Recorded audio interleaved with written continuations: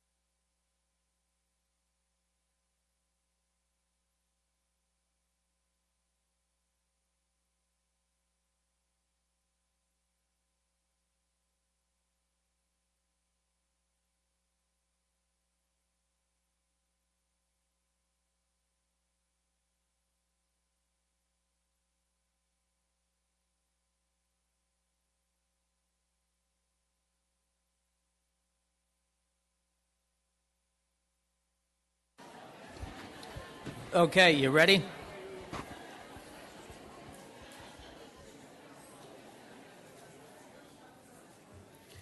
All right, we'll now reconvene into open session. The time is 7:01 p.m. Please join us for the Pledge of Allegiance and Texas Pledge. Pledge allegiance to the flag of the United States of America and to the republic for which it stands, one nation, under God, indivisible, with liberty and justice for all. Honor the Texas flag. I pledge allegiance to thee, Texas, one state, under God, one and indivisible. Welcome to all. The Lewisville ISD Board of Trustees meets monthly to receive reports from staff and take action on recommendations from the superintendent. The board receives the agenda and all supporting documentation 10 days in advance of these regular meetings, which allows us to ask and receive answers to many of our questions. The board also meets in regularly scheduled workshops and work sessions where staff discussions and presentations are given for many of the agenda items. This protocol means lengthy discussion or a litany of questions on every agenda item often is not necessary. And as a board, we should have appropriate knowledge and preparation for responses regarding the content of our meeting tonight. Furthermore, we ask that all those in attendance conduct themselves respectfully at all times during the meeting. Any outbursts or disruptive behaviors may result in your removal from the board meeting. Personnel actions, as relates to Chief of Elementary Schools, would someone like to make a motion? I'll do it. Ms. Lasan? I move that the board approve Ms. Jamie Clark as the elementary chief of schools as recommended by administration and a personnel selection committee. Dr. Bonner? Second. Dr. Bonner?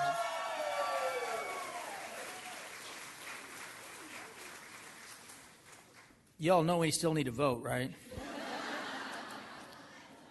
Is there any discussion? All in favor, raise your hand. Any opposed? Motion passes 7-0. There you go.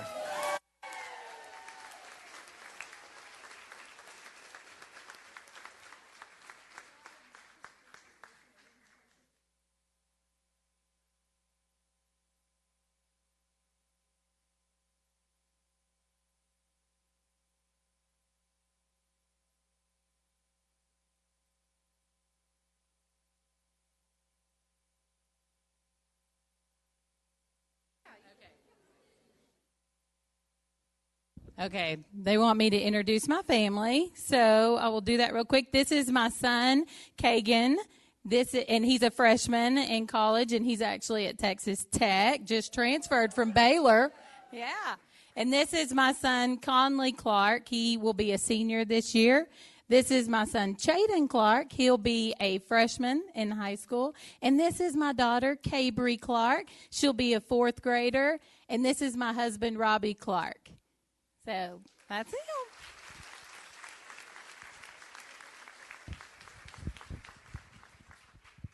Well, thank you. If you give me the mic, I'll take it, Amanda. So thank you. So first of all, I just looking out here at the principals especially, but that I just am absolutely honored to be given this opportunity. So again, thank you very much to all of you. And I promise to work hard, especially for all of you over there, because I know I've just been in your role as a principal too. So thank you.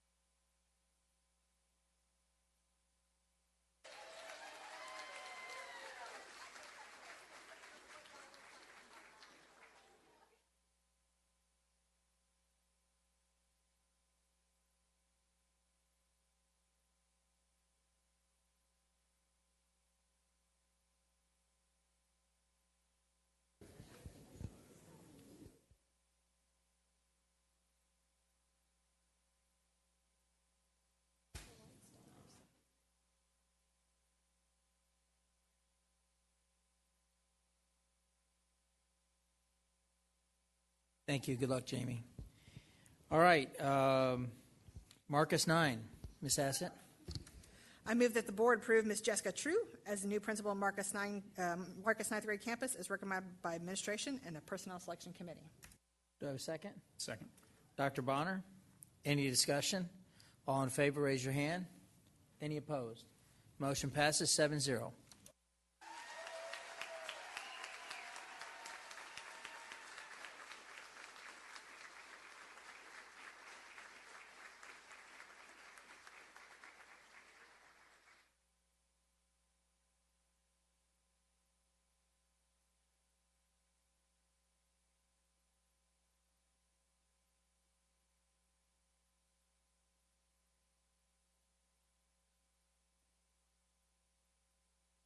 Okay, thank you so much. I just want to introduce my family. This is my husband, David. He's an assistant principal at Lewisville High School.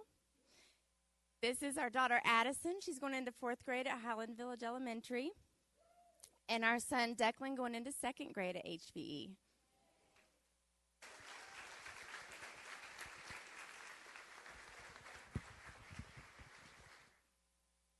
I just want to thank everybody back there in red. I see you. I'm so happy to be part of your family.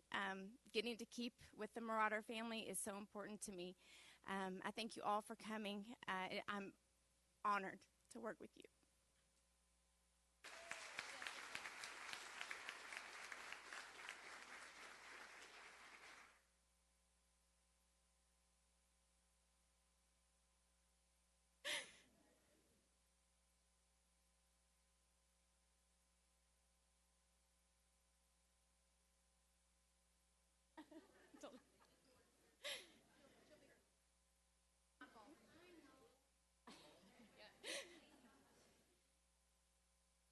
Okay, one more time.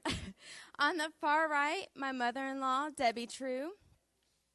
Here in the red in the middle, my mother, Robin Mitstarfer. And on the left, my dad, Keith Mitstarfer.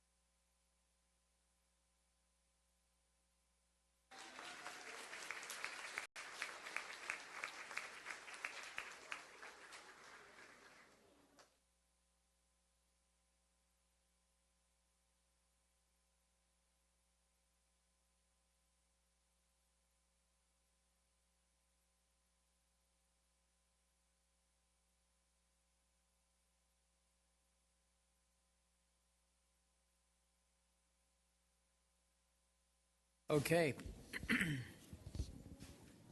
Principal of Hicks Elementary, do I have a motion? Yes, Mr. Miller. I move that the board approve Ms. Tracy Reifus as the new principal of Hicks Elementary School as recommended by administration and personnel selection committee. Do I have a second? Ms. Taylor? Any discussion? All in favor, raise your hand. Any opposed? Motion passes 7-0.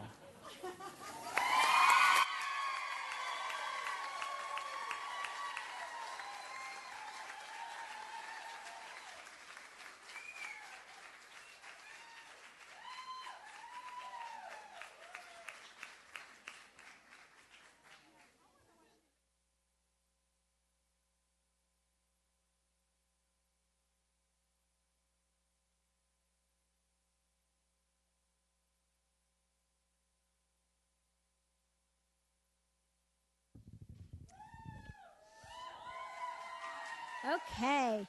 I would like to introduce my family to you. This is my mother-in-law, Jane Weber, and my husband, Drew, my son, Jake Rafus, and his girlfriend, Claire, and my daughter, Amber, and my father-in-law, Joe Weber. And my two other kiddos, Chad is in Austin with his wife and little baby. And then Luke, my other son, is in internship in North Carolina. But I am so darn excited for this. I can't even tell you. I'm thrilled to be able to stay at Hicks with my people that I absolutely love, and I just can't wait. I'm very excited, so thank you. Very honored. Thank you.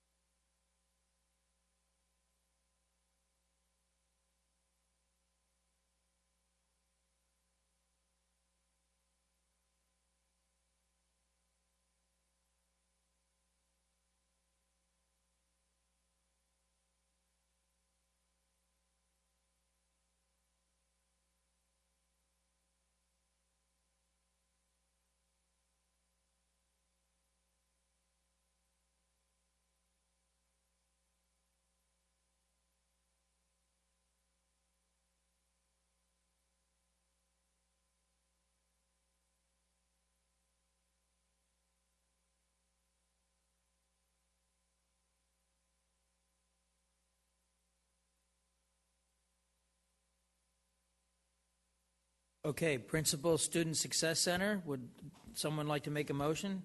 Ms. Sells? I move that the board approve Mr. Michael Wachinski as the new principal of the Student Success Center as recommended by administration and a personnel selection committee. Have a second? Second. Second by Ms. Lasan. We haven't voted yet. Any discussion? All right, all in favor, raise your hand. Any opposed? Motion passes 7-0. There you go.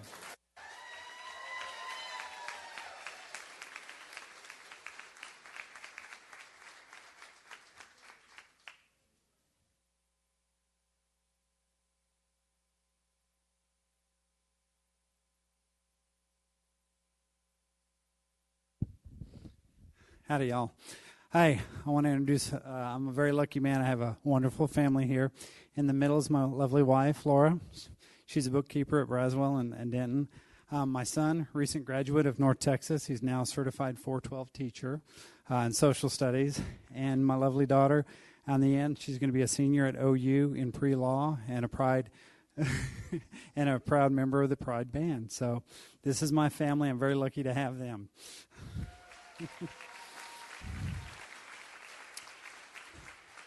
Now on to my other family. I'm blessed and lucky to be continuing at SSC, where two families came together into a great big family.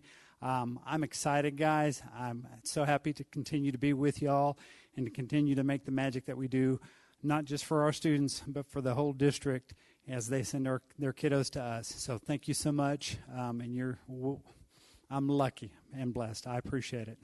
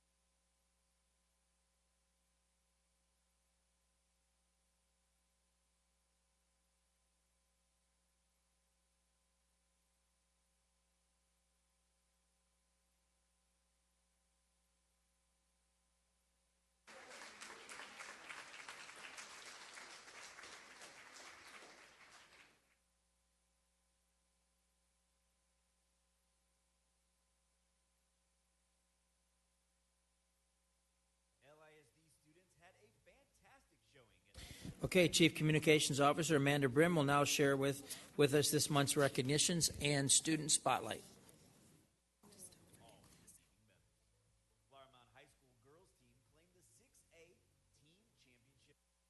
Let me do that.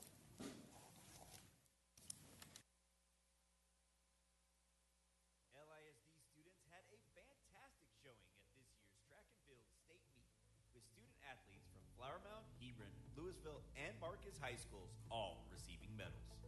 Flower Mound High School girls team claimed the 6A team championship title.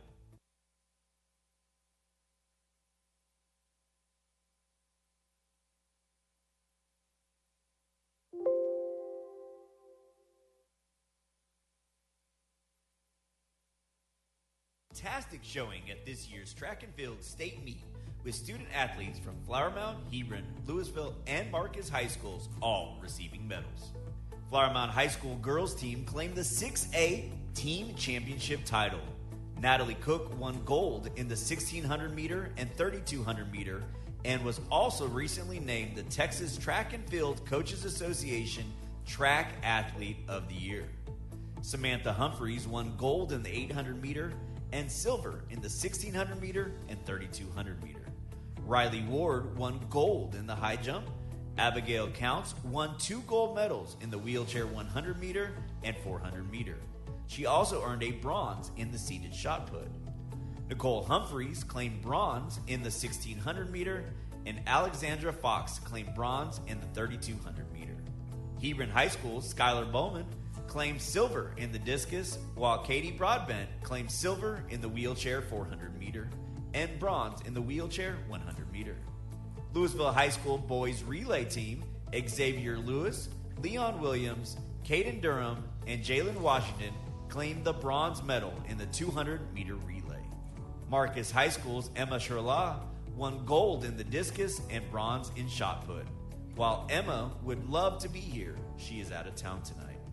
In total, LISD student athletes claimed 31 top 10 finishes, medaled in 17 events, and won 7 individual titles.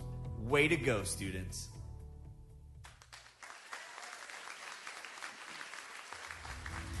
Students from across the district. I just wanted to first thank the board for having us and recognizing the ladies tonight. If any of the parents are here, of the ladies, would y'all please stand up to be recognized as well?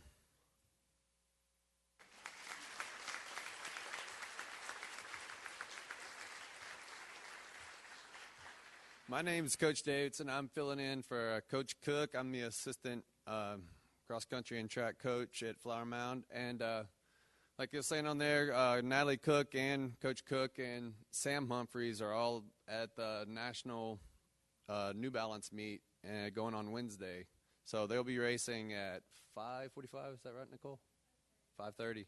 So Wednesday she'll be racing, and it'll be televised and everything, or on the computer. So it'll be good to watch. Well, just recognizing the girls. This is Abigail Black, Diana Felician, London Gray, Riley Ward, Alejandra Fox.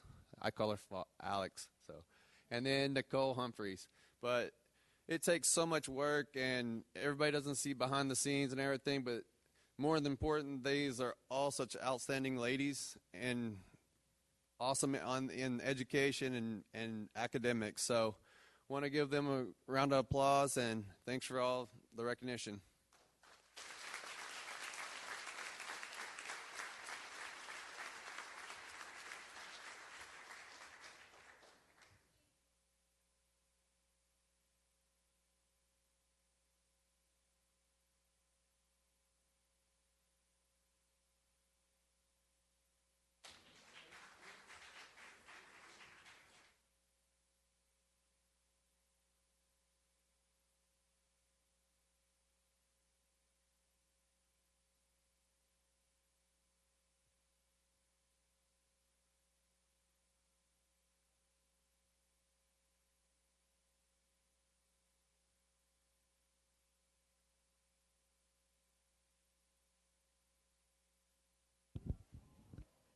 I had absolutely nothing to do with what they were able to accomplish. I'm here representing as the Hebron Athletic Coordinator, but we're so proud of these girls and everything that they did this year. I'm going to let them introduce themselves and tell you guys what they're going to be doing next year. And we appreciate everything that they've done. And the parents of students here, raise up, grandparents. Anybody wearing North Carolina stuff? There you go. Okay. We'll let these girls tell what they're going to be doing going forward. Hi, I'm Katie. Next year, I will be playing wheelchair basketball at Illinois University.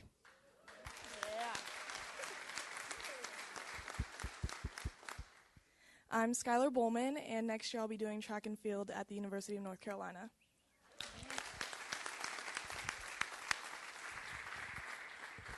Again, outstanding ladies. They do just such a great job in representing our school. We're so proud of them. So, again, thank you for that.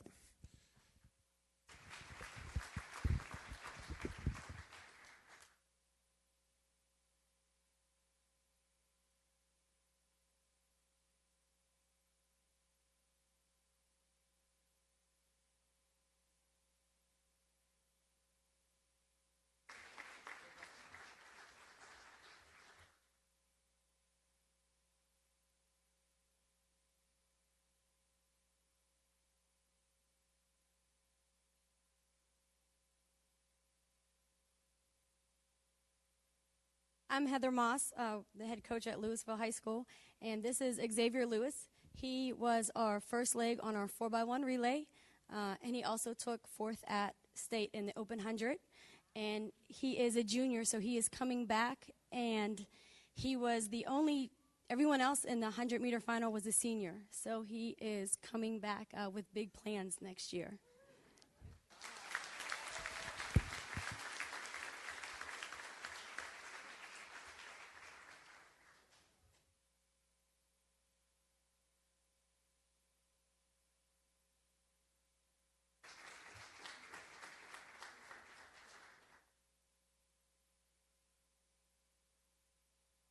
Achieved statewide success in the UIL State Academic Meet.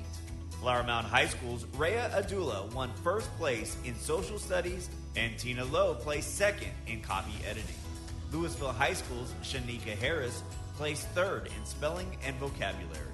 Marcus High School's calculator team placed third, and the Colony High School team placed third in theater. UIL academic contests are comprehensive competitions that challenge critical thinking and provide students with the opportunity to demonstrate mastery of essential knowledge and skills.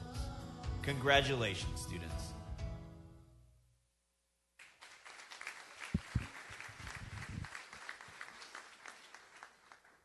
Good evening. I'm Chad Russell. I'm the principal of Flower Mound High School. It's my honor to introduce these two young ladies.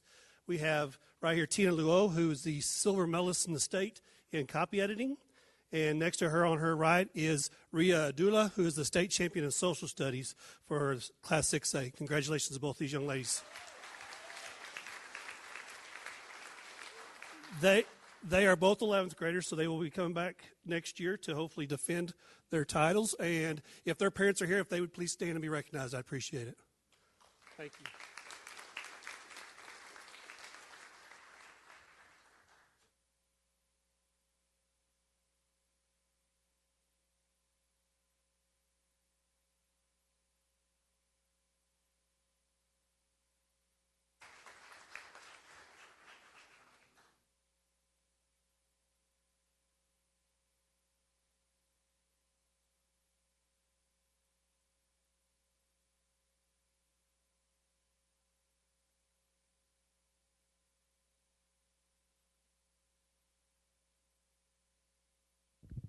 Okay, I had no idea I was going to speak tonight, so this is going to sound totally unprofessional. Sonika Harris is an amazing student. This is all because of her. This is all her hard work. And I just say rah, rah to her every once in a while, and what do you need? So she placed third in state in vocabulary and spelling. She's done tremendously in years past in this same category, and she is a junior, so she is coming back next year. She always shoots for first. She's disappointed in anything but first, so she's fantastic. So thank you.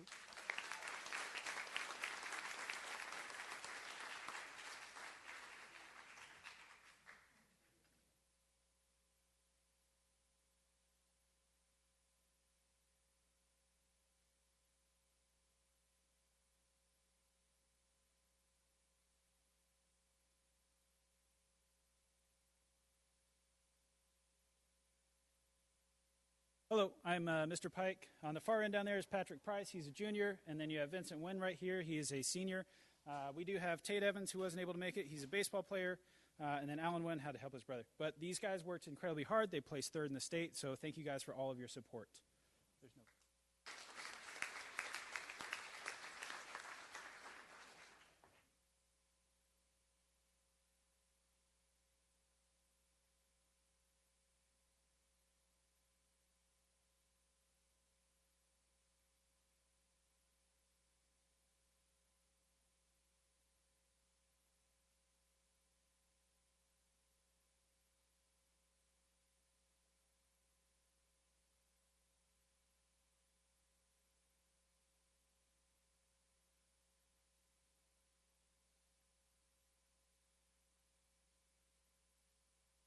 So this was an added surprise that we did not even know we were in the running for, and it happened probably like the last week of school to be recognized as one of the top theater schools in the state in 5A. So we were very excited about that as GYL presented. I believe it was second place team in theater. So at this time, I'm horrible with names, as you know. So I'm going to let the kids introduce themselves, and they know how to project. So there we go.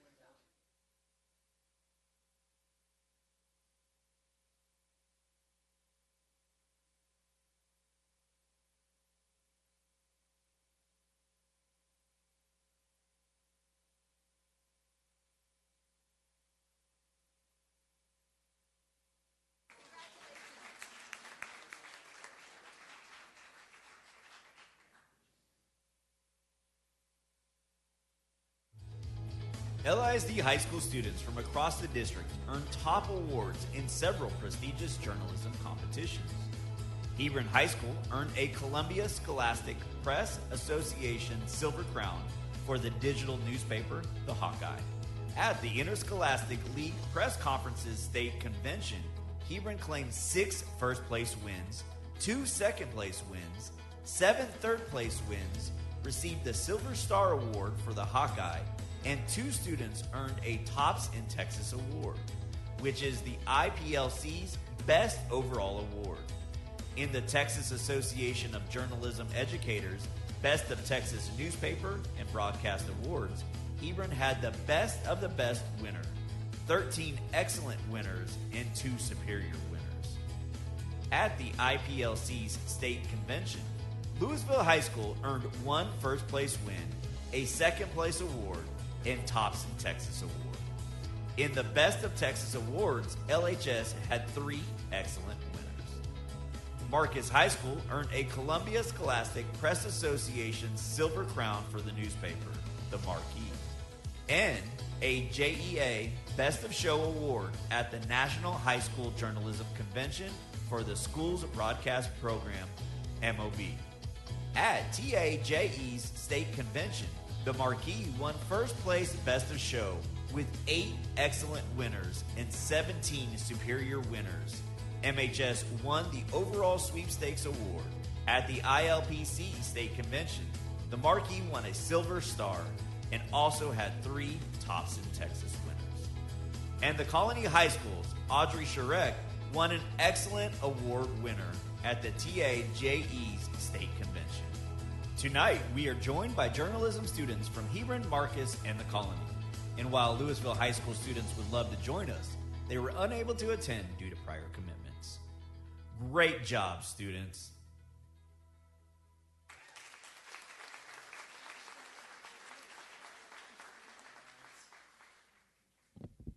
I'm Stephen Jones, the newspaper and broadcast advisor at Hebron High School. First of all, thanks for the school board for having us this evening for the recognition. We've got 4 students here representing Hebron, a lot more that were in the video that are unable to make it tonight, but I'll just introduce these 4: Chance Disney, Landry Dale, Emma Garcia, all part of our broadcast program, and then Catherine Parker from newspaper. And so I know there's a couple parents here too, so I'll follow suit. Any parents who want to stand to be recognized, thank you.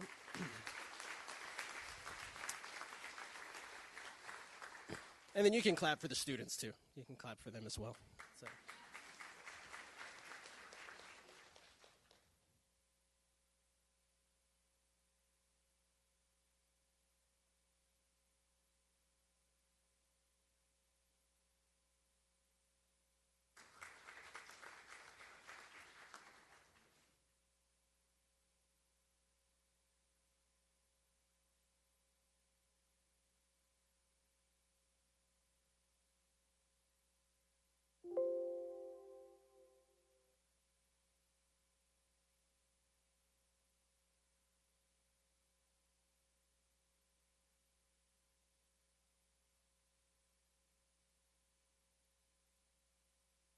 Hi, I'm Lawana Hale, and I'm the advisor for the Marcus newspaper and broadcast. And it's really great to have you guys here, and thanks for honoring us this evening. I have 3 different staffs here, and they did win a bunch of great awards. So I have them alphabetical, so I'm hoping I got this worked out. So at the end, we have Garrison Acree. Raise your hand, Garrison. Okay, there we go. Avery Jarina. Saloni Mystery. Shreya Mukavili. Marley Roberson. All right, we didn't do well with that, but we tried. So, and Alex Thornfield, and those are all the newspaper kids, and 3 of them won Tops in Texas. Y'all want to raise your hand, or at least I've got a couple. Raise your hand if you won Tops in Texas out of that group. So, all right, and then I have some broadcast kids here as well. I have Ethan Shepard, Neil Trevino. I have in the audience the parents of Reese Room, who couldn't be here tonight, Olivia Smiley, and we have Dia Roy from Yearbook, all winning such wonderful, nice awards. There you go.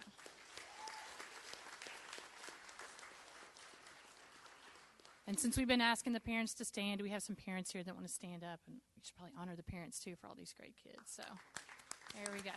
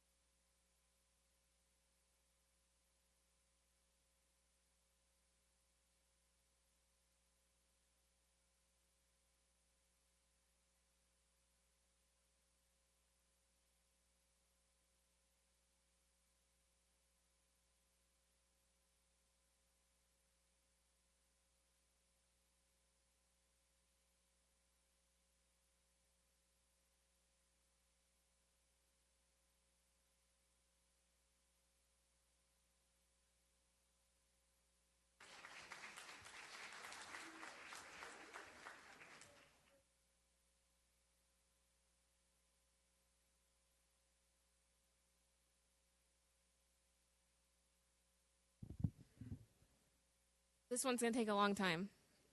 Okay. I am Jaslyn McNeil. I was the advisor for the Paw Print newspaper and yearbook, Track of the Cat yearbook. And this is Audrey Sherrick, who won a Best in Texas.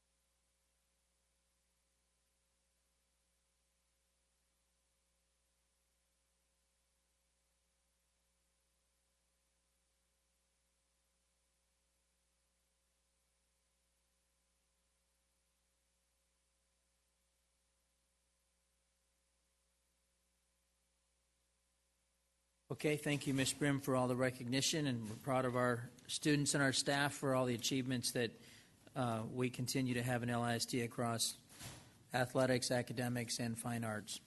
Our next up is Dr. Rapp, Superintendent Report. Thank you, President Miller, members of the board. I'm pleased this evening to absolutely go through the RAP rundown for June. And before I get started really into what are absolutely more celebrations about what has gone on in our district and the good work, I do want to start first with just some important words about safety and security.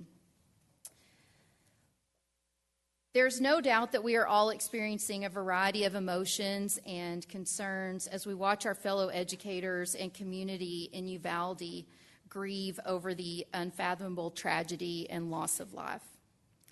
As a mom of 2 students who sends her own children to our schools every single day, there is no doubt, I know there is nothing more important to all of us than ensuring the safety of students and staff in LISD.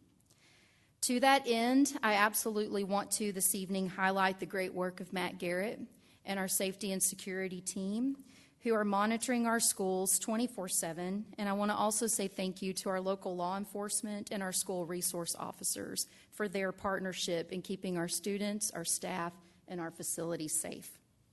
I also want to thank our voters who in 2017 approved a bond referendum that dedicated $28 million to safety and security projects across our district, which included the redesign of our campus entrances, installation of ballistic protection, expansion of district-wide security cameras to monitor our facilities, and increase communication and network access to keep everyone safe.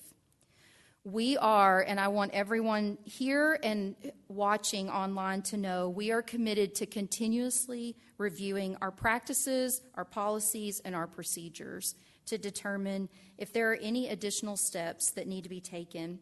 And as we review those procedures, our commitment to our community is that we will absolutely update people as we get closer to the start of school about any additional steps that may need to be taken. I want to say just thank you to our staff who work so hard each and every day to ensure the safety of our students and to ensure the safety of our facilities. And I just know that not only are our thoughts and our prayers with the community of Uvalde, but I appreciate the words that you all sent to their school board in a united front as well. And we stand with them and we stand ready to protect our students every single day. All right, so as we all know, the commitment to communications is something that I want to be sure and report out on progress to you each month. So these numbers are for May's readership and viewership, if you will, of the wrap-up, which of course, just as a reminder, is the staff newsletter. I had an open rate of 62% on that. There were 862 videos.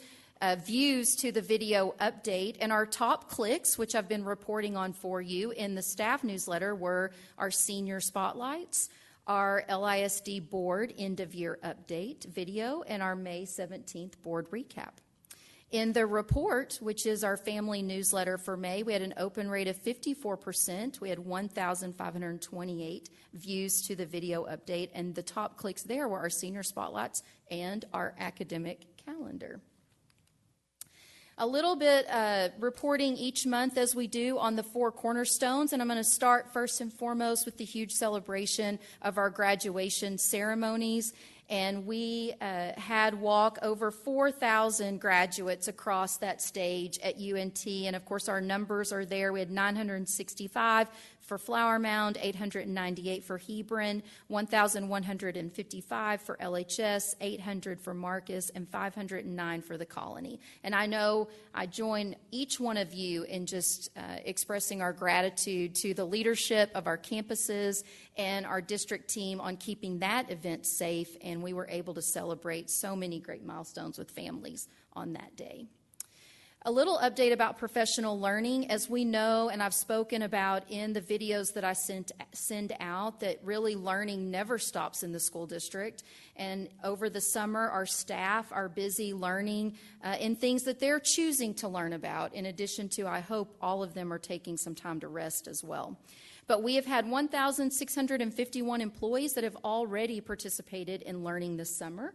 We have over 30 campuses who will be represented at a Solution Tree Institute, and of course that's where we really focus on our work around learning about professional learning communities. We've got a total of 575 sessions that are scheduled to be provided this summer. The majority of our online courses have opened by now, and we have 15 courses on really important topics that are available to support our staff. And then I'm going to close just with a few highlights. Of course, we all were able to celebrate the national recognition of our STEM academies and them earning their national certificate for STEM excellence. And I've pointed that out before, but now that the school year is complete, and I see Ms. Beimer and Ms. Seeley in the audience as well. Of course, that was very fun to recognize our secondary schools for the first time and to brag on Stephanie Lawson and Memorial Elementary just one more time about how they earned that national recognition faster than any of our other schools that have earned it. So we're very proud of them to accomplish that in their first year of being open. Garden Ridge third graders, you may or may not have heard, had a market day there towards the end of school, and those students surpassed their goal of raising $1,000. They donated $1,322.21 to Make-A-Wish from those market day proceeds. And then CTE, this is something that we started last summer, and we have continued our CTE summer camp. We hosted 5th and 6th graders for career exploration at Tech East and Tech West, and they had 3 full days of learning. They learned about architecture, computer programming, law enforcement, sports marketing, cosmetology, and culinary arts. And of course, we all know that if we would host an adult version of this camp, it would be well attended as well. And I see Mr. Cooper in the audience, and I just say thank you to him, Mr. Moreno, and Mr. Gilbreth in putting that on for the second year in a row.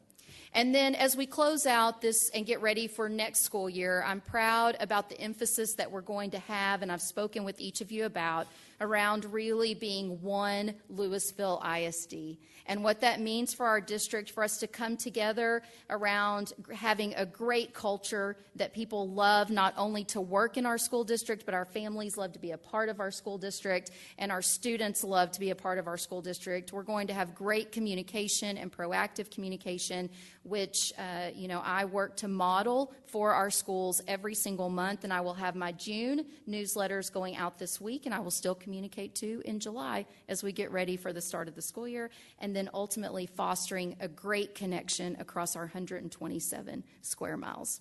And that is the RAP rundown for this month. Thank you, Dr. Rapp, and thank you for a great 100 days. Made it through that mark. Thank you. So, and with a high fidelity to the plan that you committed to, so we're grateful for that. Okay, persons desiring to address the Board of Trustees must fill out speakers' cards. No presentation shall exceed 3 minutes. The board cannot deliberate on any subject that is not included on the agenda. Each speaker will receive a written follow-up from the district in the next 3 business days. The board and district administration values the feedback shared during this time of the meeting, and we're grateful for the continued partnership between LISD, the families, and the communities we serve. There are no speaker cards. Next, are there any items that would like to be pulled from the consent agenda? Okay, if not, can I have a motion? I'll make it, Mr. Miller. Ms. Sells? I move that the board approve the consent agenda items as recommended by administration. Do I have a second? Ms. Hassett? Any discussion? All in favor, raise your hand. Any opposed? Motion passes 7-0. Thank you. That saved us about 20 minutes. All right. And a few pages here. Information items, student learning and HB3 board outcomes, annual report. Dr. Fitzhugh. Good evening. Tonight we are going to be talking about the end-of-year goals and the progress that we've seen. The 4 areas we're going to be looking at are early childhood literacy, the early childhood math goal, our progress on CCMR, and then the middle school literacy, which is part of the district improvement plan and the superintendent evaluation. So these goals were agreed upon at the September 13th board meeting. We use iStation Reading and Math for our reading and math instrument. For CCMR, we used a variety of different tools, and we don't have all that data completed yet, but we're still gathering information on it. So since we have a new board member, I just wanted to bring this 5-year goal back up in front of you guys so you could see this is what we agreed upon. We are in the 2022 year there for 3rd grade reading, and those are all the different targets. And if you look across the bottom, the goal is to have all of our student groups at least 78% at the end of that 5-year goal. So this year, and you can track our progress from beginning, middle, and end, but what you can see is that all of our different student groups did achieve the goal that we had set for them. We did have 99.3% of our 3rd graders complete the assessment. I have added in IEP progress on this one as well, so you do see a little bit of a larger jump from middle to end of year when we add that in. With that in mind, 34 of our campuses met their overall target. At the beginning of year, we were only at 4. So we had significant growth across all of our campuses. 4 were within 10%, and then 1 was within 10 to 20%. Additional data will be provided to you about each individual school. On your dashboard, if you log in, you can kind of see and track this as well. The dashboard takes into account not only being on grade level, but progress. And so if you look at the little 3rd grade ring there, 94.9% of our 3rd graders were on grade level or showed growth throughout the year. Okay, so math. We started using iStation Math in 2020-21 and benchmarked, and we went on a journey of trying to pick the right target. This is our 5-year goal. You can see that the target is to have all of our student groups at least 76% at the end of those 5 years.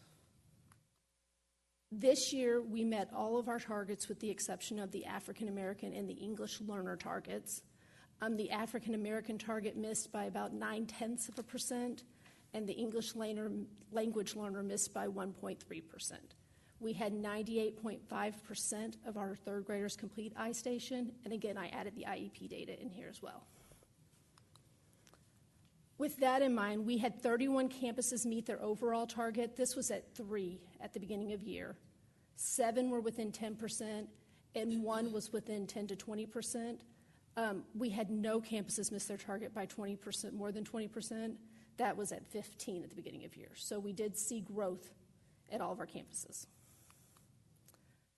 On your dashboard, there is a little ring for math as well. You have to make sure you click that 3rd grade filter, but there's a little widget that you can see there as well. And so, Ms. Gall. So learning and teaching will continue to offer support like we reported to you as we've continued to bring this data in front of you. I would like to say that we have over 90% of our teachers who are currently participating in the Reading Academy up to their module 10 of 12 modules, and they are nearing completions. We're having great success with that. We've offered several literacy sessions with high participation, as well as our Time for Math that we offered for all kindergarten, second, fourth, and fourth grade math teachers, and they all participated during PLC time, during their campus time with their administrators. We've offered additional math sessions throughout the year with 392 participants, and then of course, just like was shared by Dr. Rapp, we have a lot of summer opportunities going on currently, both in Canvas virtually or on WebEx, as well as in-person sessions, and we have high participation at this point too. We'll continue our personalized coaching and PLC support that we offer from our learning facilitators and instructional technology facilitators, and then we continuously have ongoing conversations with our school chiefs and the administrators to discuss data and to figure out ways we can target and assist campuses who need additional support. We've had all 39 campuses participate in our literacy check-ins, which have been very successful. And then we just continue our partnership with all of the programs and departments that follow and help our campuses as they progress too. The third part of those board goals is college, career, military readiness. And so while we don't have the actual final values to report out at this moment, what I can say is that we did focus at all of our campuses on expanding opportunities for students to access college readiness assessments. And so those are the counts for SAT and ACT school day. This is the second year that we've been able to offer both of those to our students, and so we do have lots of students taking advantage of that. And then part of the DIP goals and the superintendent evaluation is middle school reading. And so the DIP goal is that 75% of 8th graders are going to demonstrate mastery of the TEKS on the end-of-year assessment. Now, your PowerPoint you have in front of you, I think, has a typo on it. It's the typo I can't get to go away. I fixed it 3 times, and I looked, and it was back. So I don't know if I over-undo, but our actual value is 81.9% of our students met the end-of-year expectation there for 8th grade reading. The target was 75%. The one little caveat that we're monitoring with this is that 78.6% of our 8th graders completed that assessment.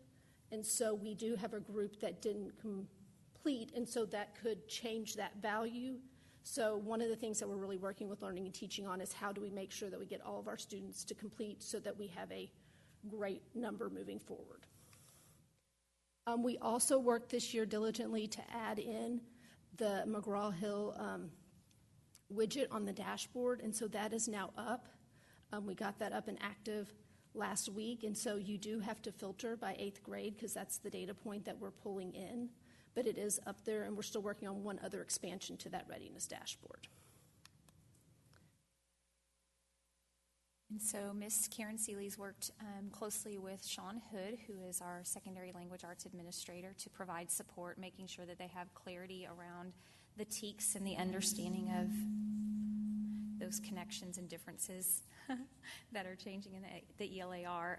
Those TEKS, as they have been working with them, have offered those teachers an opportunity to have a better understanding and to dive deeper into the curriculum so that they are going along with the pacing guides that we've set forth, as well as using the resources that we know work really well for our students. They've offered professional development as well and talks around assessment, including trying to get ahead of the new assessment types with our teachers. And then we're going to use that fall BOY assessment data to continue to identify those target areas so that we can provide support through PLCs and make sure that our alignment is still there. The alignment to the instruction in the targeted areas continues to be a top priority for our campuses. And they also work closely with our learning facilitators, and that support will just continue throughout next year, and we will take a look at any additional needs they have and try to customize it for each campus. And so with that, I just want to say we really did see a lot of growth throughout the year and a lot of progress on our targets, and that's a kudos to the campuses and the teachers and all the hard work that they've done in our learning and teaching department. And that sums up our presentation. Are there any questions? Questions jump out, Ms. Hanson? Excuse me. Forgot to ask this earlier. For the 3rd grade math, the 494, are you still okay with leaving it there? So I'm watching as scores are coming in to make sure that we've set that right. Scores are trickling in from STAR. We don't have a final file, so I'm hoping here probably by the end of July, maybe in your fall update, I can readdress that and tell you if we were on target or not. Cells? Thank you for the presentation, and kudos to all who, the goals that we met and then exceeded is remarkable. I'm just really concerned more about the 2 goals that we did not meet, and at what point in time will we have discussions and reassess, I guess, the reasons why we didn't meet those goals. Those are 2 of our populations that I think that we need to reevaluate why we didn't meet those goals and what are we doing to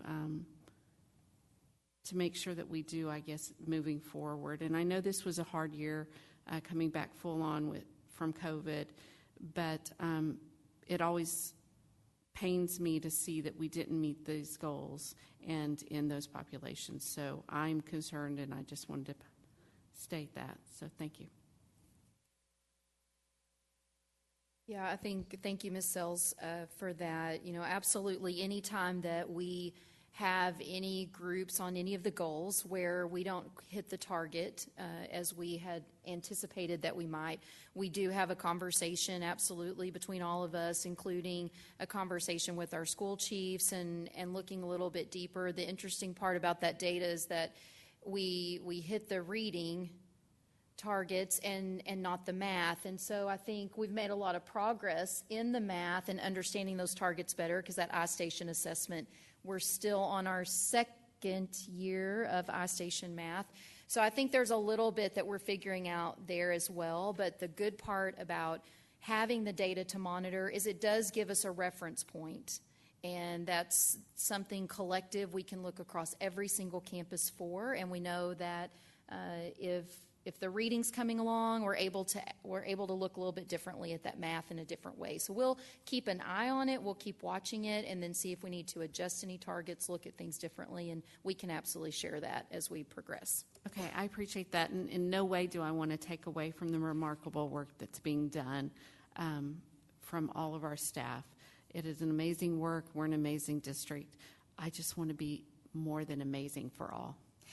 And with that being said, I did want to point out Amy Dorman, who's in the audience, is our K2 Language Arts Social Studies Administrator, who's done a fantastic job, and she's been a facilitator before, as well as Jennifer Kelly, who's our Math Administrator, who just came out of the facilitator role.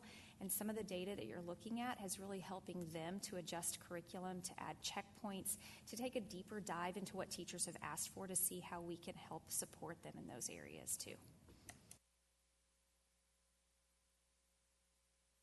Okay, thank you. I just wanted to go on record to agree with Ms. Sells. I had actually made a note to ask after because it was concerning to me about the groups where we didn't meet the targets for math. So I just wanted to go on record with that and want to know, and it sounds like you put that out there, the plan for remediation for those groups. And I think, as you probably mentioned, this is fairly new for us versus iStation for Reading, which we've been doing longer. This is our 2nd year of math, right? So we're progressing, and we initially, when we did iStation for Reading, we wanted to be on grade level or 6 months of progress. And so I think as we mature into this, we'll try to see that we'll see that progress, and as campuses get in a cadence, we'll see that progress happen more quickly with the instruction that we have. But thank you for the question. Anybody else? All right, with that said, LEF update, Dr. Rapp.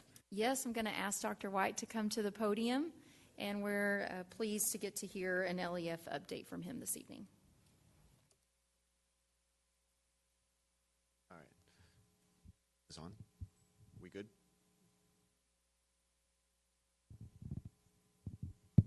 Yeah, it's on.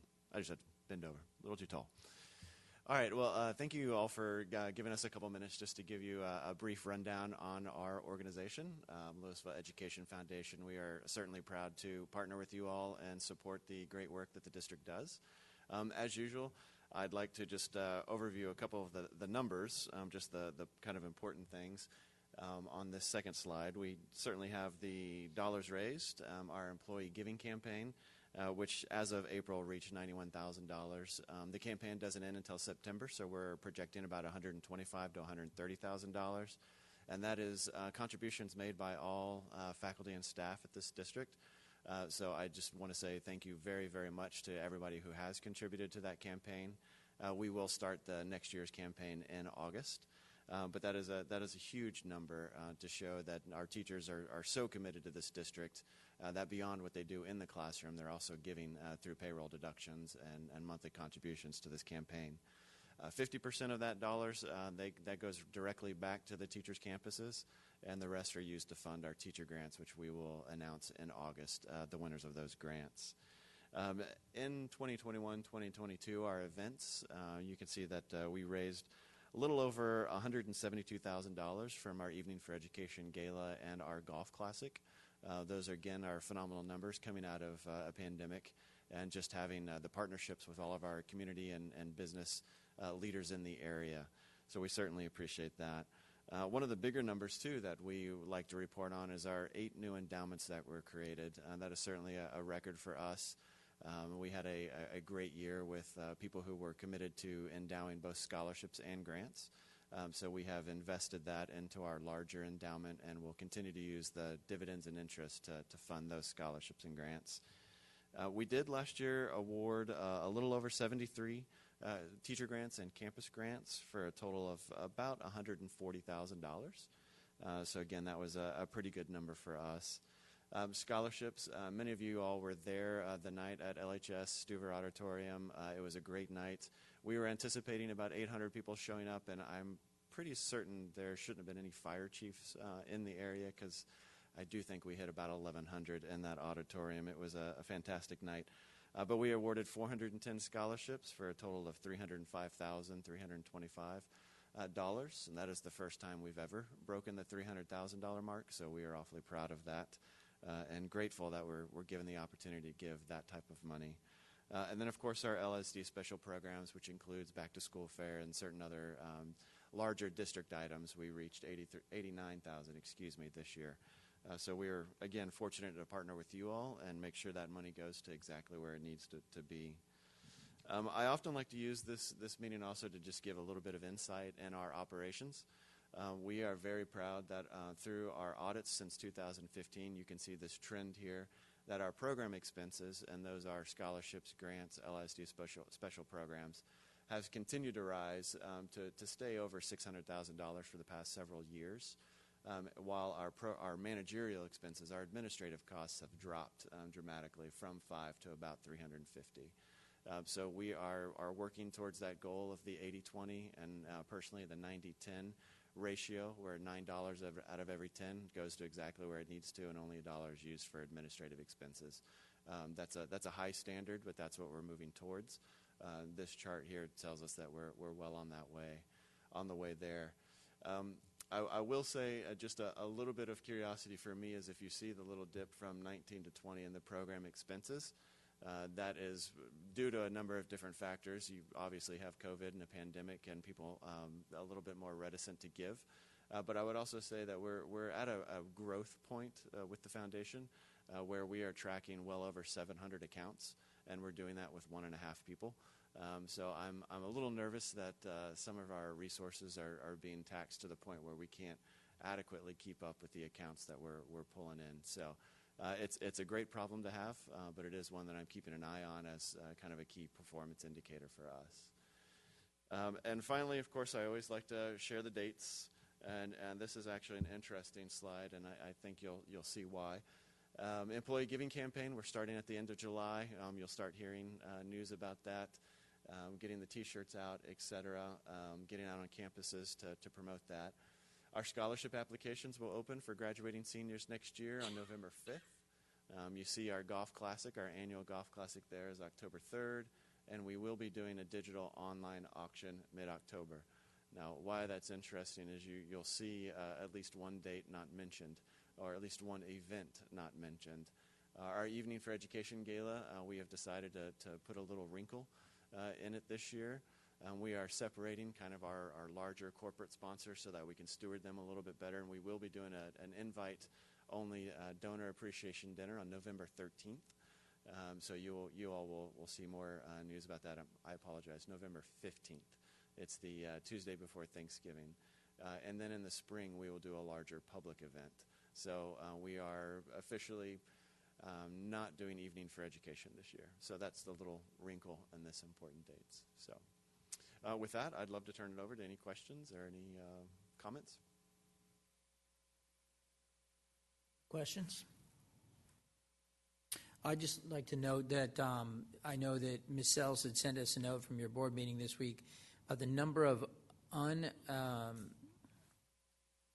unclaimed grants or for scholarships was surprising. So just want to go on record, apply for the grants, scholarships, take the scholarships. It's real money that gets left on the table. I guess the good news is you can roll it over, but really appreciate what you guys do for the classroom as well as for our students. Tommy. We appreciate that, yeah. And I will say, just to follow up on that, the numbers there, we traditionally have about 10 to 15 scholarships go unclaimed.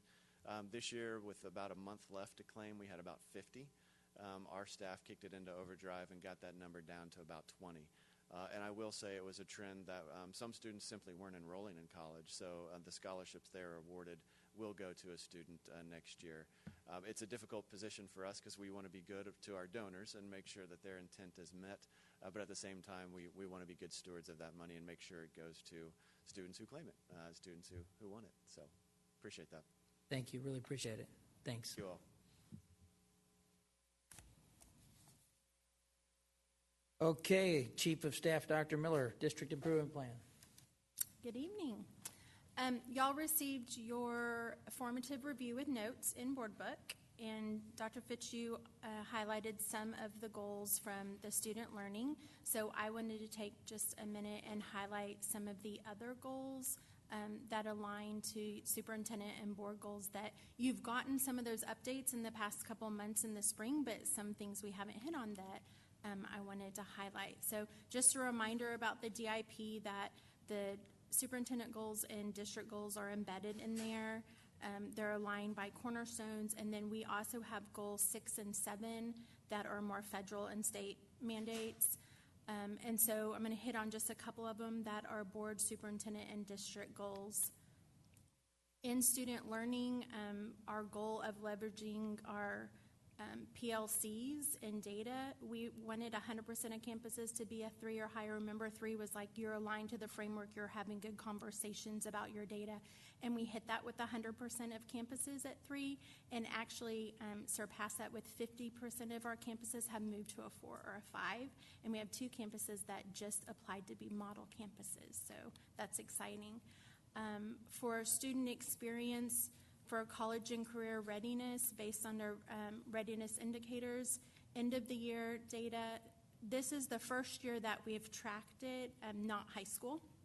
So 92.2% of middle schools indicate ready based on our readiness indicators, which achieved our target.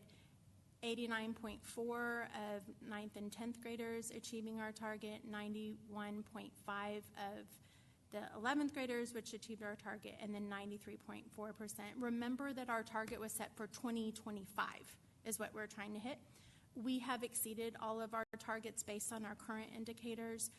We will be expanding our indicators as we go, so then we will adjust our targets based on that. So that will be coming out next year. Then our resource stewardship, one of our goals of leveraging our 3-year support system for recruitment and retention of first-year teachers. It's been an interesting year. We've grown our first-year teachers. We started with 166 and we ended at 184. So we've gotten several new ones in the system.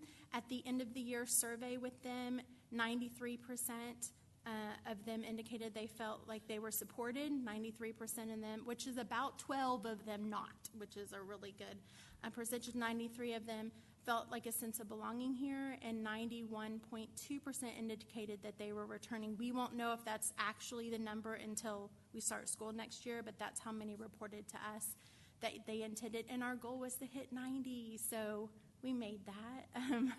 As of right now. So, and then we also want to look at a trend over 3 years if we can keep them here past that 3-year program. And then on community engagement, we wanted to increase positive responses in our parent results, and the focus questions we have there. And we also wanted to survey our students to get some baseline. So for this one, our end of the year survey, 96% of the parents that responded said that they felt their students were safe at school, which met our goal. 95.4% said a staff member cared about their child, which met our goal. 95.4% said that staff members care about their child. No, I already said that. 93.5% indicated that their child was glad to come to school. That was an increase, but we missed that target by 0.4. So we increased it, but did not quite, narrowly missed it. And then the last one, 92.6, indicated that if they had a concern, they felt like that they could discuss that concern with the staff member. That also increased, but we missed that target by 0.3. And so we are actually really encouraged because, as you know, our focus next year is on community engagement. So to have an increase in everything and then be able to have that as a focus for next year, we feel good about that, and we'll adjust those goals as we go through. And then we did get students' results this year as baseline, but our goal just said to get student things, so we'll be creating a goal for next year to actually measure what those results are. So that is it.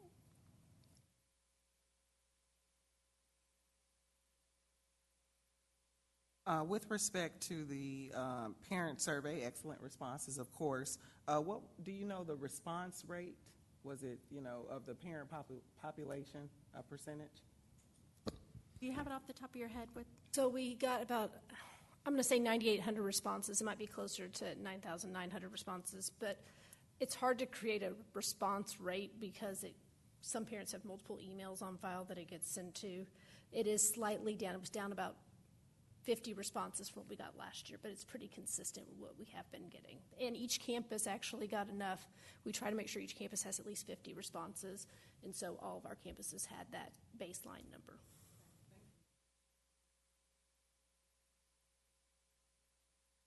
Okay. Thank you. Mr. Kaj, dress code. Thank you, President Miller, board members, Dr. Rapp. We bring forth the dress code recommendations, some adjustments.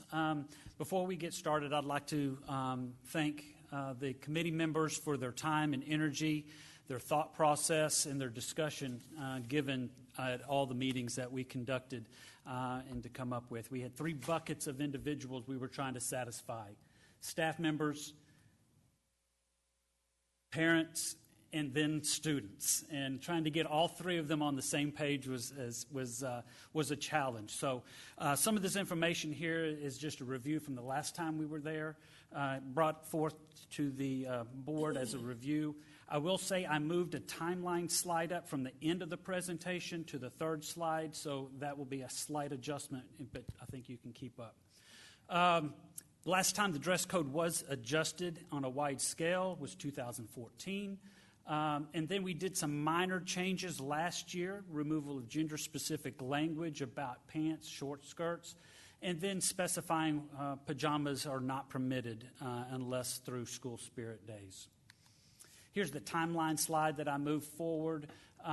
We started this process in November, took us through December, landed in February through the winter storm.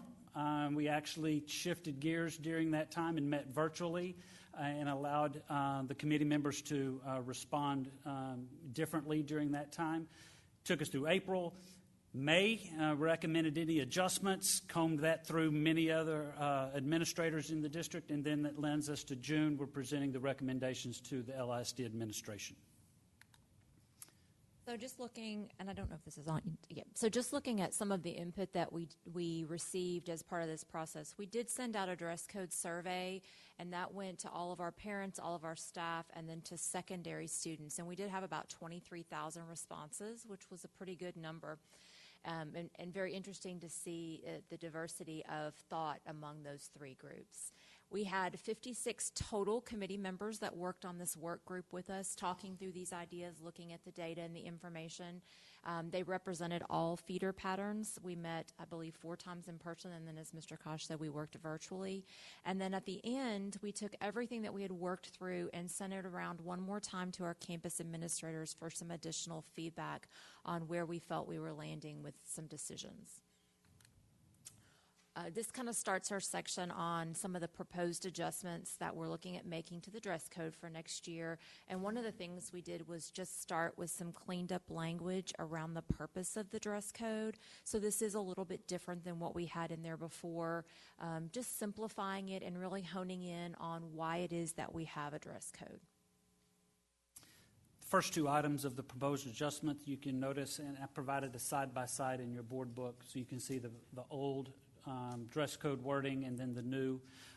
Removal of the 25% of the hair color, really landing on something that was enforceable, understandable by campus administration.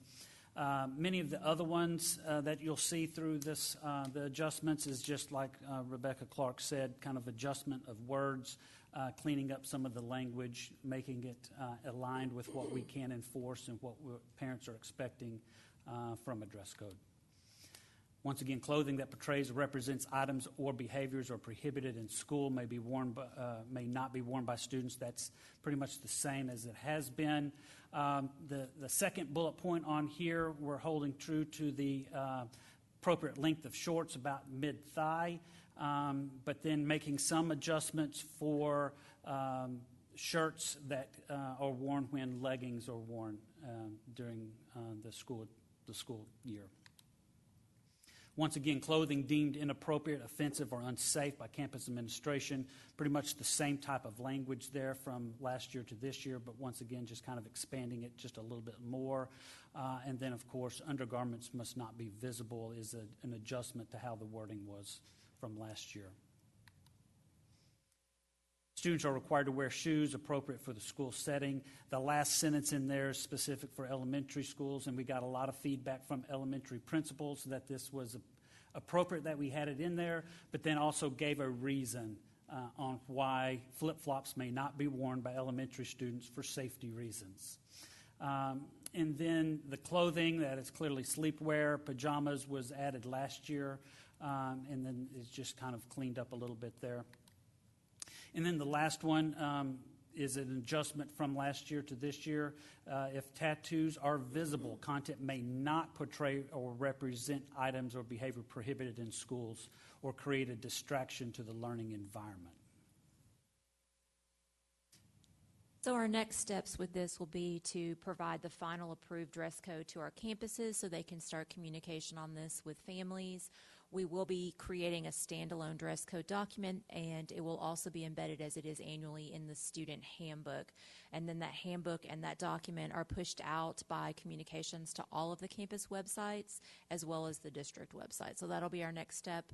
When we go to Thrive in in July, we'll also spend some time making sure that our campus administrators are familiar with the changes and that we address any questions they have to kind of improve some consistency with enforcement. And Mr. Kosh and I will continue to work with them through principals meetings to be sure we're working as closely as we can to be on the same page with how that's interpreted and enforced at each campus. The item with dress code is consistency, both amongst all the campuses, but then also within the same building. You have large high school administrative teams, and so making sure that that consistency is there so everybody knows what page we're all on as it pertains to dress code.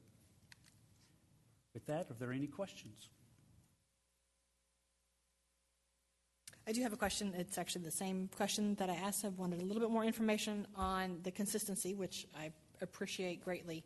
The language, how do we make sure that the language is interpreted consistently, as well as for parents? So I love the fact that y'all removed the 25% for the hair. So the example I'm going to use is the hair. So the hair can't create a distraction. If I was a parent, I'm just wondering, how was this communicated to a parent? If my child wants to color their hair and I'm like, I don't know what a distraction would be. So how do we, keep it consistent for staff, for all the staff in the building, all the staff across the campuses, as well as tell the parents what we're meaning by that? That's a great question. And I will say it's that consistency or that communication that we'll have with the chiefs and then with the principals, entering into those discussions, those dialogues, because they're going to ask those same questions to us. And I think having an opportunity to discuss in a group setting with administrators to make sure everybody understands what a distraction is. Many times when you talk about a distraction in the school setting, sometimes it's a distraction to the adults, but not necessarily the students. And so we have to be cautious of what we're setting the standard as a distraction. How are we going to explain it to parents as we enter into school and the parents see the new dress code? How are we going to explain it to the parents as they're dressing their child, as they're buying clothes, as they're allowing them to get their hair cut and styled the way they want? How are we going to address it with parents? It's important that we communicate this with the principals soon so they can get that out, but then also for those information items at orientations, meet the teacher night, so they can give that message out during that time in a one setting and not let it happen until the first day of school. Thank you. Jeff, I'm certain it's in the document somewhere or will be conveyed to folks, but how, in regard to head coverings, are you making religious exceptions? We are making religious exceptions. The communication between the administrative staff and the families to the administrative staff to make sure that we're honoring and not offending anybody that has that right. Good deal. And then I appreciate you spending a little bit of time on the training piece, because you're absolutely, that's going to be where the rubber meets the road, right? And I'm just hopeful that training will be very diligent and insightful on what's appropriate and what's not from an administrator standpoint. You know, I would just hope that everyone's on the same page, and that's going to be near impossible. I realize that, but I know through conversations you all will have, you'll get as close as possible to that and then handle each individual case that arises on a case-by-case basis with the parent and the staff member and the student, correct? Absolutely. Thank you. Can you answer is there also training, because I know that we have a number of our student population who gets themselves ready and gets to school. And some of that population are our neediest population. And they may be wearing just what they have. So is there a part of that training that addresses if there is a child that is in inappropriate clothing, that our staff has some kind of assessment to determine the child's need along with that? Because I do know that I believe there is still a closed closet here in the district. And just to make sure that we're not making a child not want to come to school for a choice they've made because it was their only choice. Those type of discussions definitely happen between the school chiefs to the principals to the assistant principals and then to the office staffs at those schools. You try to handle dress code on the lowest level, the least amount of public viewing of any type of correction or addressing is always encouraged. And I think the campuses know their communities, they know their students better than a general district level dress code, and so we hope that the administration takes those things into account, but we will continue to remind them, like Ms. Clark said, in the principal meetings over the next few months. We're going to have this as a standing topic to enter into discussions surrounding consistency and then the leeway and the understanding of not handling this on such a public manner in many cases. Ms. Sells, just one quick comment. I appreciate that question because I think it underscores the difficulty that our campuses have in we strive for consistency, but yet also understanding that there's a delicate balance when you take into account each individual student need. And what can look like to an outside observer as being inconsistent sometimes is just that campus leader knowing there's more to the story for that student. And we absolutely want our campus leaders to be able to take that more to the story into account. The other thing I just wanted to say, I think that anytime you make a change, and I'll use the questions about the hair as a great example, there will be some points of consideration around that.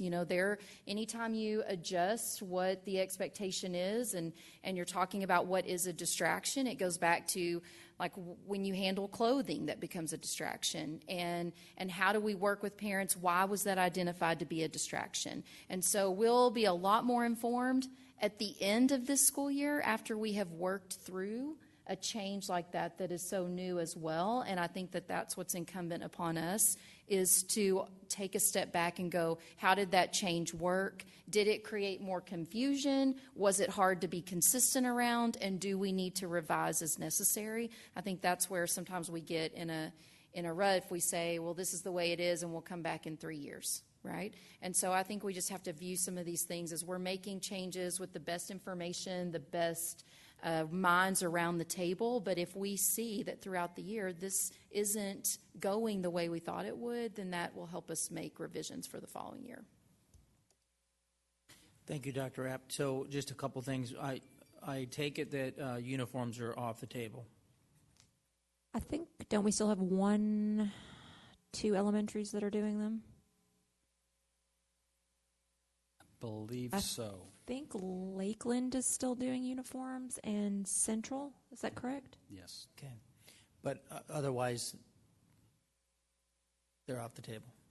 Through the 56-member committee and the 4 meetings plus the winter storm, uniforms never came up as an option for anybody that we were discussing. I figured not, but there were some articles recently on this topic, which maybe it's because it's the time of year where everybody's talking about dress code. My only comment would be, thank you for all the work in the committee, and this is probably going to dabble into administration versus governance, since this is an administrative item, but it's especially at the secondary level, the higher secondary level, is enforcement. And there's got to be at least some enforcement, not no enforcement. And I think, we know some schools have a reputation for no enforcement. So as you guys think about this in the context of how you're going to manage that, how you're going to educate the campus leaders and staff before school starts and in service, that is something that's seriously considered. And I get that it's, and we're not talking about individual student needs here. We're talking about plenty of opportunities for students to dress appropriately who just don't choose to, or their parents don't enforce it. So appreciate any consideration to that. Mr. Miller, if I can just speak to that, because that was a key part of our discussions throughout all of this, was making sure that we were very closely analyzing and being intentional about the things that we thought were most important in order for there to be safe, orderly learning at the school, but were also enforceable by the school administration, because the last thing we wanted to do is create a situation where we're making it harder for them to do their job. Having been full circle through all of this, from where we used to be, where our dress code was like 5 pages, to the first time we pared it down to this, if anything, every step along the way, we've made it more enforceable for administrators by simplifying around the most important things, because that's our goal too. Great. Thank you very much. All right. Thank you. Monthly financial report. Ms. Maloney. Thank you, Dr. Rapp, President Miller, members of the board. I'm going to go through this pretty quickly. On the summary page, I believe it's your page 382. What I would call your attention to in the general fund is we have 4 more months and 4 more payrolls, and the estimate on those 4 payrolls is about $136 million. We did review the nuances in the Child Nutrition Fund for this year due to the summer seamless option and the double reimbursement. So we're not going to see those kind of financials in the coming year as those waivers go away. And with that $10 million overage right now, we will have a spending plan in the Child Nutrition Fund. In the debt service fund, you can see that we have collected beyond what we budgeted, But that is a part of what we do to try to defease our bonds, and we know that on June 2nd that we defeased $24 million and have another 14 coming in August. So that's just a little reminder on our debt service fund on what we do there. I would want to call your attention on page 383 where the federal grants are listed, and go about halfway down the page and you see the ESSER 3 monies that are still out there in the balance. And just a reminder that we'll be using those funds both in fiscal year 22 and 23, some of those funds to offset our deficit budget. So those funds are there. If you skip over to, I believe it's your page 386 that has the 21-22 budget update slide. This is the same information that we presented at the May 20th budget workshop. Today we're hovering right around there. I think that we'll know a little more after we run this June payroll, and Amber and I get acquainted and get things going. So we'll have a good update for you that first week in July for the 2022 budget update. And if you'll turn to 389, the investment report, this is one that we really haven't wanted to talk about, but I will say that for the first time in a very, very long time in the board report, the 100-day Treasury bill percentage is north of the decimal point. And although that's, well shy of the 4.18% long-term average, I will say that the earnings this month were 4 times the earnings level for the month from April last year, and it's even higher. As of Friday, it was 1.34 Treasury yield, so maybe we can leverage get a little bit of money on investment in this last 3 months, so for the investment report. So I wanted to call that to your attention.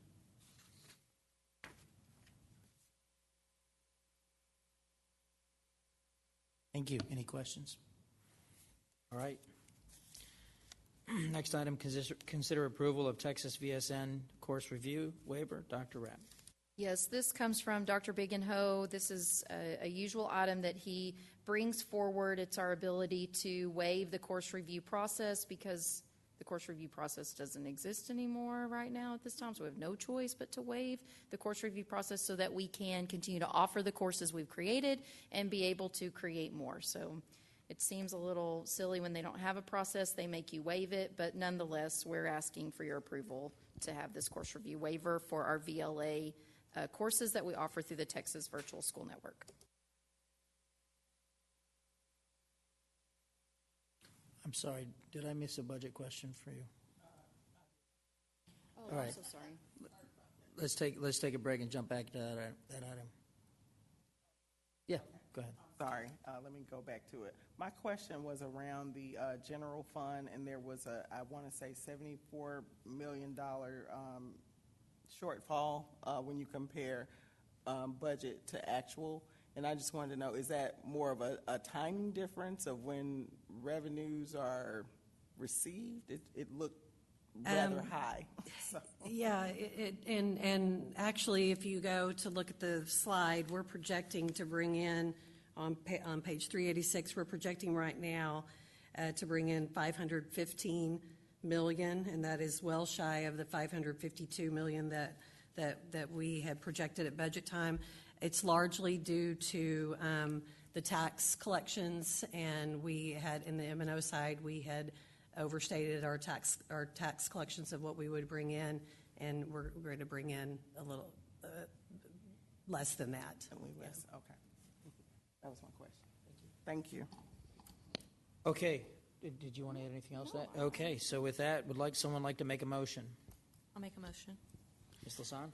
I move that the board approve the 3-year TXVSN course review process waiver for the recommended courses as presented by administration. A second? Ms. Hassett? Any discussion? All in favor? Any opposed? Motion passes 7-0. Consider approval of granting superintendent authority to hire principals and other contractual personnel in salary schedules AP 69 and above until the next regularly scheduled board meeting. As an FYI, this is something the board does every year. The board does not meet in July. Much of our staff is off, but we as you saw tonight, had a lot of principals that were named in other positions, and that vacates other principal positions. And so we need to allow the district to continue to function while we are not in together as a quorum. So that's just a little FYI what this is about. So, Ms. Smith, would you like to add anything else to that? I'm sorry, I read that and then I saw your name at the end of it. I mean, actually, I think you did quite well. Thank you. Do I have a motion? Dr. Bonner. President Miller, I move that the board grant authority to the superintendent to hire principals and contractual personnel and salary schedules AP 69 and above from June 14, 2022 through July 31, 2022 as recommended by administration. Second, Ms. Taylor. Any discussion? All right, all in favor say aye or raise your hand. Any opposed? 7-0.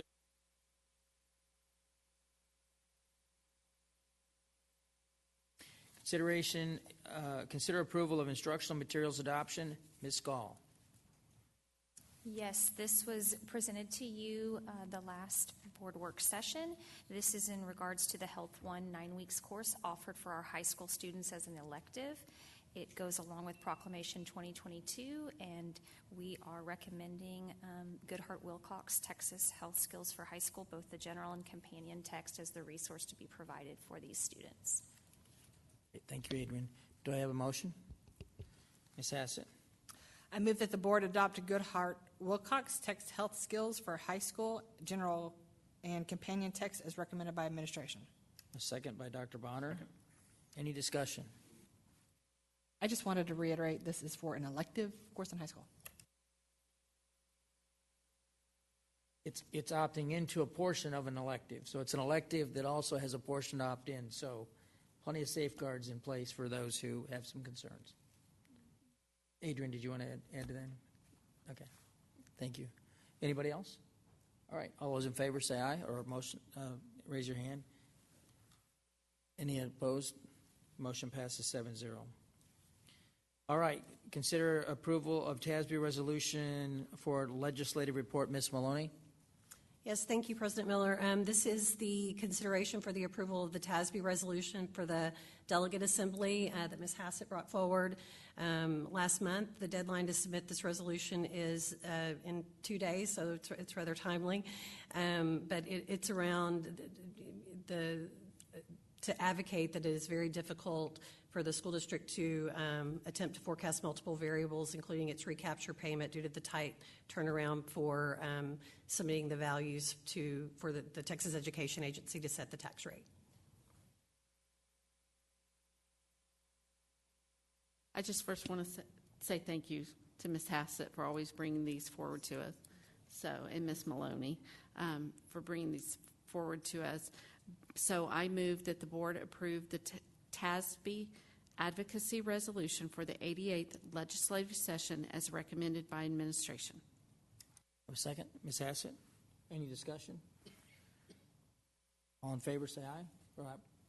Any opposed? Okay. And by the way, they're signed and ready to go now that it's approved. All right. 2 items left. Consideration action of board goals, superintendent, district goals. Dr. Rapp. Yes, thank you. You know, I was just reflecting as I was sitting here as Dr. Miller and Dr. Fitzhugh presented on the district improvement plan goals that we had set and the progress made along with the student learning goals. And I just couldn't be more proud at how far we have come on the goals that we have set and the measurements that we report out on. And I think anybody would be hard-pressed to have the regular report out to their board of trustees like we have built into this system. And while I know we can always be improving our goals, I really want to take a moment just to say, you know, thank you all for the journey that it's been to get to the place where we have that level of measurement that we're reporting out to you on. It just makes me really, really proud. So with that said, the goals that you have before you, of course, for today really are goals that are a combination, most things quantitative. There are a few qualitative things on there that are more task-oriented just by the nature of the goal that we're working on. So I think for the most part, though, we've done as much quantitative things as we could, and this really gets us through an important focus. As we know, we will develop a strategic plan, and that will get a review of what our strategic priorities are moving forward, and that'll be completed by December. But really, we would have hit almost every single goal we set for last year had we have had an evaluation measure for this year moving forward. Dr. Miller spoke to the student survey results. So now that we've done the student survey, we've built into one of your student experience goals a measurement target for those student survey results is getting feedback from our students about the relationships that they have on campus is absolutely critical, and I look forward to reporting out our progress on that. So that's really all I have to say about those, but I'm happy to answer any further questions as well. Any questions for Dr. Rapp before we make the motion? Somebody like to make the motion? Ms. Hassett. I move that the board approve the board goals and superintendent district goals for 2022-23 school years as presented by administration. Have a second? Ms. Brosnick? Any discussion? Dr. Rapp, I'd just like to say thank you. I think, for some of us, this is, or at least Ms. Hassett and I, this is the ninth time we voted on one of these, and probably more than ever have a better understanding of the downstream impact. Of course, we know there's a downstream impact when you have board and superintendent goals, and it affects all of you, but it wasn't really clear to us that impact. I see some heads nodding, and probably others that want to nod, but we do appreciate that there's a lot that goes into this, and you're trying to meet the goals for the board and the superintendent and for you all. And so I just am grateful that you took some time for our edification to spend some time with us and make sure that we understood how the whole system works together. So thank you for that. With that said, if there's no other discussion, do I have a motion or do I have to vote? All in favor? Any opposed? Motion passes 7-0. Last item, consideration approval update of DEC local. Ms. Smith. As we discussed last week in our workshop, administration is recommending adding 5 days of bereavement leave to our local DEC policy for our employees to use. When there is a death in their family or an immediate family member, the leave is granted with no loss of pay and no prior use of personal leave. Ms. Brosnick. I am very grateful for this. I have asked for this for the last few years. I want to empower this board that we have an opportunity to do local policy. We don't always have to defer to what TASB says is legal policy, and that if there are other things that need to come before this board to make local policy, I would encourage us to do just that as we're doing for this policy tonight.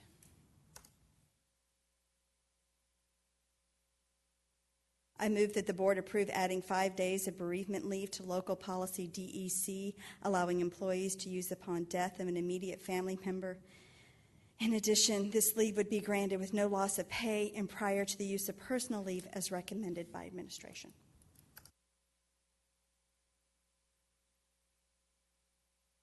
I just want to say, Ms. Brosnick, I agree with you. I think that if there are policies like this that we continue. Ms. Smith has a tendency to bring policies forward to us, by the way, so I assume that others will follow suit on that, but this is one where, honestly, some of us at the table have gone through some tough times this week. I'm not sure how family members could have done it with 3 days, and I'm not sure, honestly, how some can do it with 5 days.